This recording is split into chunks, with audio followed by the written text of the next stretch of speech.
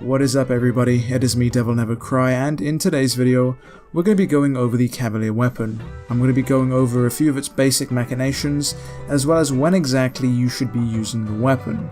Dante has this motorcycle chainsaw at his disposal, but people have found it to be a little obscure in how exactly it works, so hopefully this video clears a few things up. With all that said and done though, let's just dive right in. First and foremost, in the background you'll see me using the Cavaliere. The main difference between the Cavaliere, which you get with the Deluxe Edition, and the standard Cavalier in the game is the fact that of course the weapon is not only red, but it has access to another move by the name of the Red Line.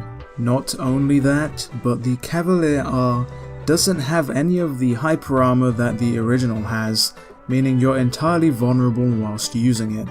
A bit of a steep trade-off for an extra move, but if you want to be out there performing crazy combos, you're going to want every move at your disposal. But moving back to the standard Cavalier weapon, the weapon is quite slow, however it does have that hyper armor, so whilst you will still take damage whilst hit when using the weapon, you won't be knocked out of an attack animation, meaning you can combo enemies to your heart's content. The weapon itself is quite large and hits multiple enemies, and it does have a high damage output provided you let the animation play out fully. Speaking of full animations, you can actually change the speed of the animation and the damage it does depending on when you press the melee button. For example, the low gear attacks allow Dante to switch to the next attack quite easily, quite quickly. However, you won't be doing anywhere as much damage as you could be doing if you let the animation play out fully and press the button a slight bit later.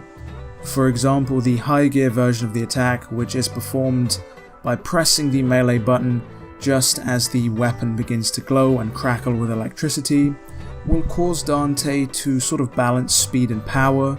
He'll move on to the next attack. You'll see a bit more sparks fly as you hit the enemy, sort of telling you that you've performed it successfully, and overall this seems to be the optimum way to use the weapon. Then you have the Overtop gear, which allows Dante to hit enemies quite hard and quite fast, and is done so by pressing the melee button just as an attack animation finishes. I find the timing to be a little finicky but highly rewarding. Again, I do find myself using the high gear a lot more, but the Overtop gear does have its place in Dante's arsenal provided you're good enough and consistent enough to use it. And this idea of low gear, high gear and Overtop gear extends to all the moves that Dante can do with the Cavalier, including the Swordmaster style moves and the multiple input moves such as the Stinger or the High Roller input, or even the back forwards input.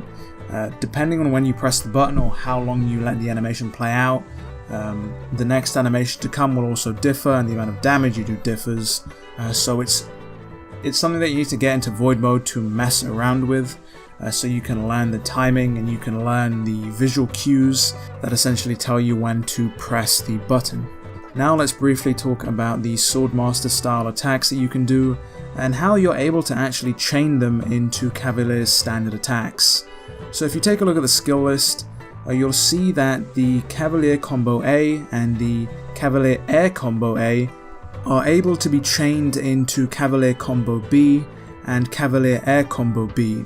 The Cavalier Combo Bs are strictly done with the Swordmaster style, with of course the style button, and you're actually able to interchange any of the combo hits into the other and vice versa.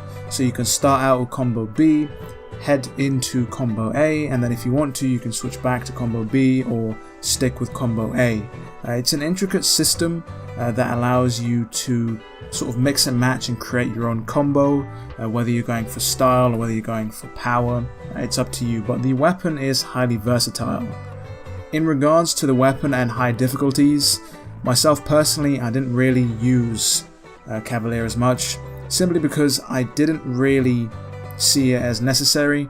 More often than not I found it a hindrance, considering you have to commit to attacks for a long time due to the long attack animations. And because enemies on Dante Must Die do a tremendous amount of damage, and the enemies in Hell on Hell actually kill you in one hit, there's nothing more infuriating than being stuck in an attack animation, seeing an enemy coming your way to attack, and being able to do nothing about it or to dodge because you're stuck in one of Cavalier's attack animations. It's rather annoying and frustrating, which is why I didn't use it. With that said though, don't let that deter you from using the weapon. It is rather fun to use in and out of the void mode. You just have to learn the ins and outs of the weapon and how exactly it works. Again, with all of these weapon tutorials, I do suggest that you head out into the void mode and try things out for yourself, and that's something that I of course will recommend for the Cavaliere. And that's going to wrap up Cavaliere in a nutshell essentially. I didn't go over specific moves, because the skill list does that a lot more concisely, and to be honest they are quite straightforward.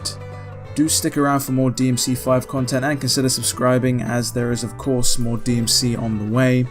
With that said and done, it has been me, DevilNeverCry. I would like to thank all of you for watching, and as always, I'll see you next video.